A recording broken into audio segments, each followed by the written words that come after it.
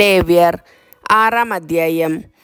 കർത്താവ് മോശയോട് അരുളിച്ചെയ്തു, സൂക്ഷിക്കാനേൽപ്പിച്ചതോ ഈടുവച്ചതോ ആയ വസ്തു തിരിച്ചു കൊടുക്കാതെയും കവർച്ച ചെയ്തും അയൽക്കാരനെ വഞ്ചിക്കുക, പീഡിപ്പിക്കുക, കാണാതെ പോയത് കണ്ടുകിട്ടിയിട്ടും ആ കാര്യം നിഷേധിച്ച് കള്ളസത്യം ചെയ്യുക എന്നിങ്ങനെയുമുള്ള പാപങ്ങളിൽ ഏതെങ്കിലും ഒന്ന് പ്രവർത്തിച്ച് കർത്താവിനോട് അവിശ്വസ്തത കാണിക്കുന്നവൻ കുറ്റക്കാരനായിരിക്കും. ഒരുവൻ ഇങ്ങനെ പാപം ചെയ്ത് കുറ്റക്കാരനായാൽ അവൻ കവർച്ച കൊണ്ടോ മർദ്ദനത്തിലൂടെയോ കൈവശപ്പെടുത്തിയതും സൂക്ഷിക്കാൻ ഏൽപ്പിക്കപ്പെട്ടതും കാണാതെ പോയി കണ്ടുകിട്ടിയതും കള്ളസത്യം ചെയ്ത് നേടിയതും എല്ലാം വിലയുടെ 5-ൽ 1 ഭാഗം കൂട്ടിച്ചേർത്ത് പ്രായശ്ചിത്ത ബലിയുടെ ദിവസം ഉടമസ്ഥന് തിരിച്ചു കൊടുക്കണം.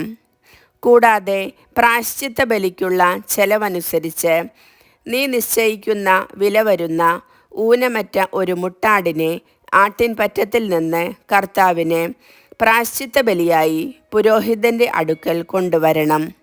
പുരോഹിതൻ കർത്താവിൻ്റെ മുൻപിൽ അവനു വേണ്ടി പാപപരിഹാരം ചെയ്യണം. അപ്പോൾ അവൻ ചെയ്ത ഏതു കുറ്റത്തിലും നിന്ന് അവന് മോചനം ലഭിക്കും. നിരന്തര ദഹനബലി.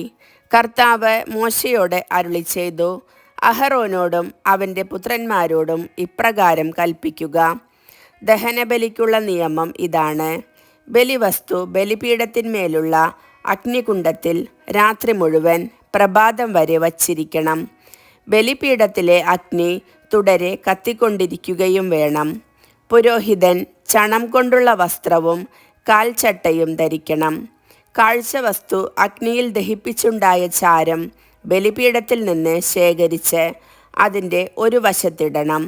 അതിനുശേഷം വസ്ത്രം മാറി വേറെ വസ്ത്രം ധരിച്ച് ചാരം പാളയത്തിന് വെളിയിൽ ശുചിയായ സ്ഥലത്തേക്ക് കൊണ്ടുപോകണം.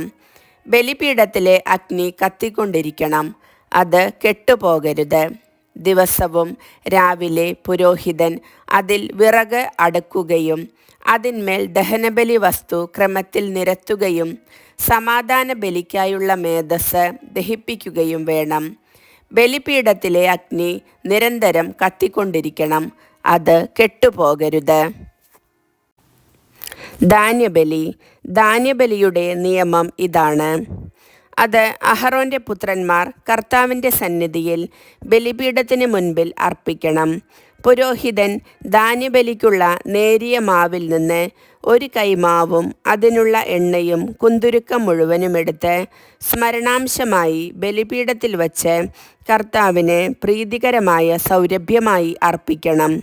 ശേഷിക്കുന്നത് അഹറോനും പുത്രന്മാരും ഭക്ഷിക്കണം. വിശുദ്ധ സ്ഥലത്ത് വച്ച് പുളിപ്പില്ലാത്ത അപ്പമുണ്ടാക്കി വേണം അത് ഭക്ഷിക്കാൻ.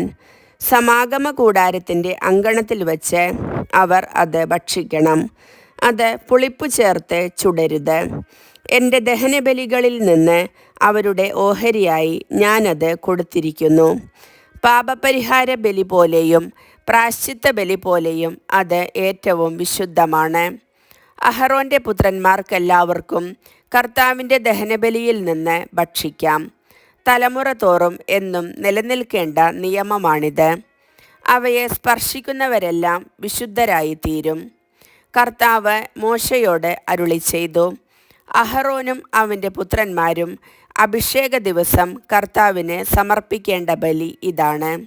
1 ഏഫായുടെ 10-1 നേരിയ മാവ് അനുദിന ധാന്യബലിയായി പകുതി രാവിലെയും പകുതി വൈകുന്നേരവും അർപ്പിക്കണം. അത് എണ്ണ ചേർത്ത് വറചട്ടിയിൽ ചുട്ടെടുക്കണം.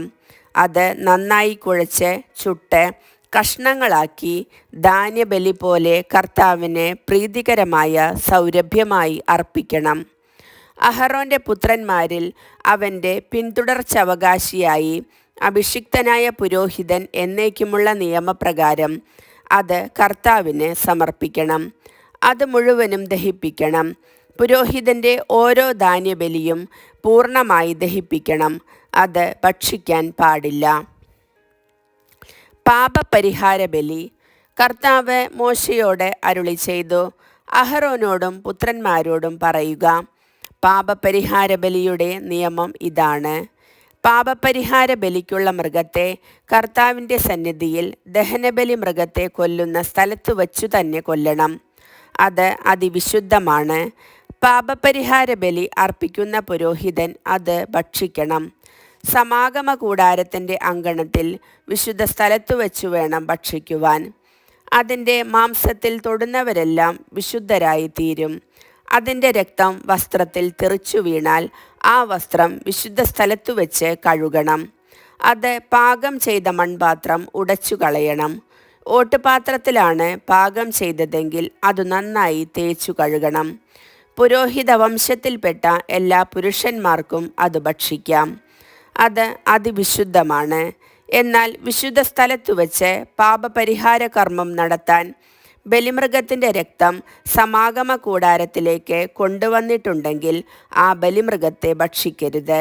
അതിനെ അഗ്നിയിൽ ദഹിപ്പിക്കണം. കർത്താവിൻ്റെ വചനം.